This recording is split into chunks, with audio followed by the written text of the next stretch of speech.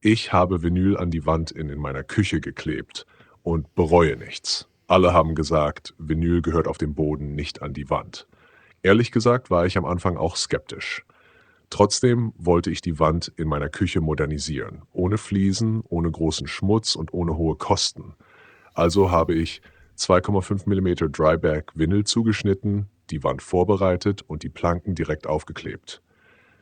Und das Ergebnis? Ich hätte nie gedacht, dass die Wand so hochwertig aussehen kann. Die Küche wirkt sofort moderner, die Oberfläche ist pflegeleicht und die Montage war deutlich einfacher, als ich erwartet hatte. Ich würde es jederzeit wieder machen. Und jetzt interessiert mich deine Meinung. Würdest du Vinyl an die Wand kleben oder würdest du doch lieber Fliesen wählen? Schreib es unten in die Kommentare.